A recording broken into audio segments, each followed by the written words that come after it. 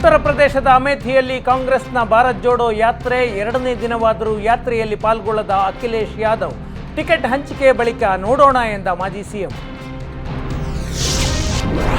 ಉತ್ತರ ಪ್ರದೇಶದ ಸಂಬಾಲ್ನಲ್ಲಿ ಕಲ್ಕಿ ಧಾಮ್ ಶಂಕುಸ್ಥಾಪನೆ, ಇದು ನನಗೆ ಸಿಕ್ಕ ಸೌಭಾಗ್ಯ ಎಂದ ಪ್ರಧಾನಿ ಮೋದಿ. ಸಿಎಂ ಯೋಗಿ ಆದಿತ್ಯನಾಥ್, ಉಚ್ಚಾಟಿತ ಕಾಂಗ್ರೆಸ್ ನಾಯಕ ಆಚಾರ್ಯ ಪ್ರಮೋದ್ ಕೃಷ್ಣಂ ಭಾಗಿ. ಲೋಕಸಭಾ ಚುನಾವಣೆ ಹೊತ್ತಲ್ಲೇ ಕಾಂಗ್ರೆಸ್ಗೆ ಮತ್ತೊಂದು ಬಿಗ್ ಶಾಕ್. ರಾಜಸ್ಥಾನದ ಮಾಜಿ ಸಚಿವ ಮಹೇಂದ್ರಜಿತ್ ಸಿಂಗ್ ಮಾಳವೀಯ ಬಿಜೆಪಿ ಸೇರ್ಪಡೆ, ಅಶೋಕ್ ಗೆಹ್ಲೋಟ್ ಆಪ್ತನಿಂದಲೇ ಪಕ್ಷಾಂತರ.